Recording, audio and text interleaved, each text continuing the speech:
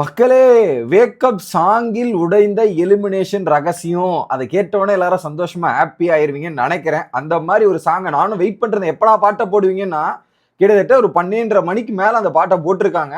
அதுல நிறைய க்ளூஸ் நமக்கு கிடைச்சிருக்கு. அது என்ன ஏதுன்றதை டீட்டெயிலா பார்த்துருவோம். வணக்கம் மக்களே, நேஷனல் வுட்ஸ்ல இருந்து உங்கள் மணிவண்ணன். சேனலுக்கு புதுசா இருந்தீங்கன்னா சப்ஸ்கிரைப் பண்ணிருங்க.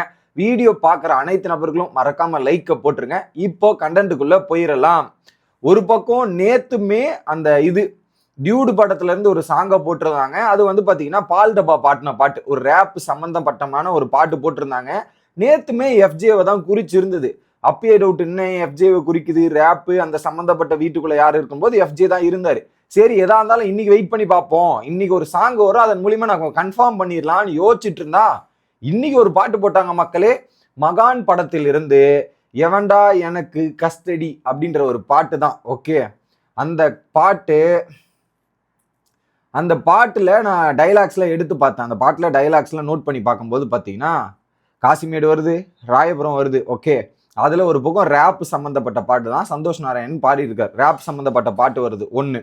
ரெண்டாவது காசிமேடு ராயபுரம் அப்படின்ற இதுவுமே குறிக்குது, அதுவும் எஃப்ஜேவை தான் குறிக்குது. ரேப்பும் எஃப்ஜேவை தான் குறிக்குது. மூணாவது என்னன்னா, அப்படியே பெண்களை பார்த்தா இப்போ ஓடி போறாராம் அப்படின்ற ஒரு வேர்ட்ஸுமே இருக்கு. இப்போ ஆதிரி கண்டு தள்ளி தான் போறாரு. இல்ல இப்படி வந்தா என்னோட ஃபியூச்சர் பாதிக்கும், என்னோட இமேஜ் போயிரும்ன்றதுல இப்ப ரொம்ப கான்சியஸா இருந்து விலகி விலகி போறதையும் நம்மளால பார்க்க முடியுது. ஸோ அந்த வேர்ட்ஸ்ல, அந்த பாட்டுல குறிக்கும் 3 வார்த்தைகள் எல்லாமே ஒரு நபரை குறிக்கிறது, அது எஃப்ஜே தான் அப்படின்றதுல எந்த விதமான மாற்று கருத்தும் இல்லை. நேத்தும் எஃப்ஜேவோட பாட்டு, இன்னைக்கும் எஃப்ஜேவோட பாட்டு போடும்போது ஸோ இந்த வாரத்தின் எலிமினேஷன் யாரா இருக்கும்? ஸோ அதிரடியாக வெளியேற்றப்படுவார் எஃப்ஜே அவர்கள். அவருடைய attitude, behaviour inside the house is not acceptable. ரொம்ப ஓவரா தான் போயிட்டு இருக்காரு. அதுக்கு இதை பண்ணாதான் சரிப்பட்டு வரும்ன்ற மாதிரி ஓட்டுலயும் பெருசா ஓட்டு வரல போல இருக்கு. அதனாலதான் இப்படி ஒரு பாட்டிலேயே ஒரு நமக்கு க்ளூ கொடுத்துருக்காங்க. ஒண்ணு, மேக்சிமம் ஒரு 95%, 99% எஃப்ஜேவா இருக்கிறதுக்கான வாய்ப்புகள் நிறையவே இருக்கு. போன சீசன் இப்படிதான் நிறைய கெஸ் பண்ணி ஒர்க் அவுட் ஆச்சு. இந்த சீசன் அதையும் சொல்லிடுறேன், இந்த பாட்டின் குறிப்புகள் மூலமாக வருவது எஃப்ஜே. இன்னொரு பர்சன்டேஜ் எங்க டவுட்டா இருக்குன்னா, ஒரு 5% எங்க டவுட்டா இருக்குன்னா, அந்த லம்பாடினும் போது ஒரு ஃபீமேல் கேலை குறிக்குது. ஓகே, அப்படி ஒரு கேலை குறிக்குதுன்னா அந்த கேல் யாரா இருக்குன்னா எய்தர் அப்சரா கெமி. அது கெமிக்கு தான் அந்த லம்பாடி ஒரு ஐ மீன் என்னன்னா ஒரு கெத்தா அந்த மாதிரி இருக்கிற ரேஞ்சில் வர்றது அந்த இடத்துல கெமி தான். அந்த கேட்டகரியில கெமி தான் குறிக்குதுன்னு நினைக்கிறேன். ஸோ ஒன்று மேக்சிமம் 95% எஃப்ஜே, இல்லைன்னா கெமி. எப்படி பார்த்தாலும் கனி கேங்குல இருந்து தான் ஏதோ ஒரு நபர் வெளியேற்றப்படுவார். அது எஃப்ஜேவா இருக்கும் அப்படின்ற எதிர்பார்ப்பு இருக்கு. எஃப்ஜே வெளியேற்றினா அந்த கேங்கே வேற மாதிரி இருந்துரும். போன வீடியோல தான் உங்ககிட்ட சொல்லியிருப்பேன். ஆனா இந்த அடுத்து கொஞ்ச நேரத்துல இந்த அப்டேட் வரும்னு நான் எதிர்பார்க்கல.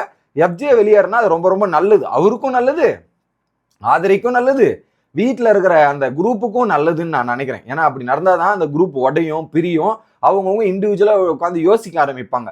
இல்லைன்னு வச்சுங்களேன், அவங்க அந்த டீம்ல இருந்து போயிருங்க, பார்வதி அந்த டீம்ல இருந்து அவனுங்க என்ன பண்றானுங்க, அவனுங்க போயிடுவானுங்க.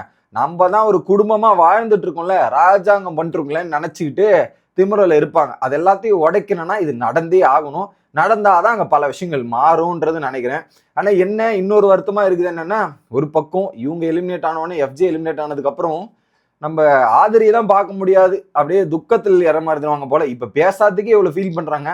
பயபுல எலிமினேட் ஆயிட்டா இன்னும் என்னென்ன காட்சிகளும் பார்க்க முடியாதா இருக்கு அப்படின்றது தெரியல. அதை வெயிட் பண்ணி தான் பார்க்கணும். ஸோ பாட்டின் குறிப்புப்படி எஃப்ஜேவா. இன்னொரு ஆங்கிள் ஓட் அனலிசிஸும் நான் பார்த்தேன். ரெண்டுத்தையும் கிராஸ் வெரிஃபை பண்ணலாம்னு செக் பண்ணி பார்க்கும்போது கூட அதுல டேஞ்சர் ஜோன்ல தான் இருக்காங்க. கடைசி பாட்டம் ஃபோர்ல யார் யார் இருக்கா? அப்சரா, கெமி, அரோரா மற்றும் எஃப்ஜே தான். அப்படி பார்த்தாலுமே இதுலயும் பாட்டின் வகையிலும் இப்படிதான் வராரு, இதுலயும் அப்படிதான் வராரு. நேத்து அன்அபிஷியல செக் பண்ணும்போது எஃப்ஜே எல்லாம் லாஸ்ட். நேத்து பாட்டு போட்டதுக்கு அப்புறம் செக் பண்ண அப்புறம் எஃப்ஜே தான் இருந்தார். இன்னைக்கும் போய் பார்க்கும்போது எஃப்ஜே அந்த 1க்கு முன்னாடி அந்த ரேஞ்சில தான் இருக்காரு.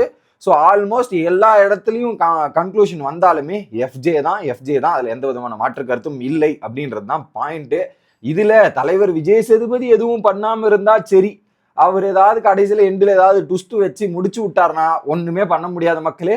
ஏன்னா எபிசோட பொறுத்தவரையும் இது எப்படி எடுத்திருப்பாங்கன்னா, இந்த கார்ட்ஸ் இதையும் கிளாரிஃபை கொடுத்துறேன். 2-3 ஐ மீன் அந்த டேஞ்சர் லோஸ்ல இருக்கவங்க ஓட்டு டிஃபரன்ஸ் ரொம்ப லோவா, மினிமம் டிஃபரன்ஸ் இருந்திருந்தா அதுல 2-3 பேரை செலக்ட் பண்ணி வச்சிருப்பாங்க. ஓகே, அந்த 2-3 பேரை செலக்ட் பண்ணி வச்சதுக்கு அப்புறம் டீம் ஒரு டிசிஷன் எடுத்துட்டு இருக்கும். விஜேஎஸ் போயிட்டு இதுல இருந்து யாரை எலிமினேட் பண்ணலான்னு அவர்கிட்ட ஒரு ஆப்ஷன் கொடுப்பாங்க.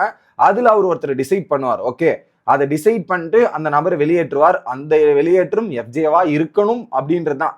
நம்ம கெஸ் படி இதெல்லாம் ஓகே. கடைசியில் அவர் எதுவும் ட்விஸ்ட் வைக்காம இருந்தா சரி. அவர் ட்விஸ்ட் வச்சார்னா இது மாறதுக்கான வாய்ப்பு இருக்கும் அப்படின்ற டிஸ்க்ளைமரும் நான் இங்க போடுறேன். பட் மோஸ்ட்லி நான் கெஸ் பண்ணது போன சீசன்ல ஒரு 7-8 வாட்டி கரெக்டா மேட்ச் பண்ணியிருக்கேன் அந்த சாங்கோட. அந்த நம்பிக்கையோட திரும்ப சொல்றேன், எஃப்ஜேவோட எலிமினேஷன் உறுதி. நீங்க எல்லாரும் காத்துட்டு இருந்த, வெயிட் பண்ணிட்டு இருந்த அந்த எலிமினேஷன் கிடைச்சிருக்கு. கொண்டாட வேண்டியதுதான், என்ஜாய் பண்ண வேண்டியதுதான் அப்படின்றத சொல்லிக்கிட்டு வீடியோவை முடிச்சிடுறேன். இதுக்கப்புறம் அந்த சீன்ஸ் எல்லாம் ஃபர்ஸ்ட் 15 நிமிஷம் எபிசோடு பார்க்கறதுக்கே காண்டாவதுறான்னு பல பேர் ஃபீல் பண்ணீங்களே, அவங்களுக்குலாம் இன்னைக்கு விருந்தா இருக்கும் அப்படின்றது தான் பாயிண்ட். Bye guys.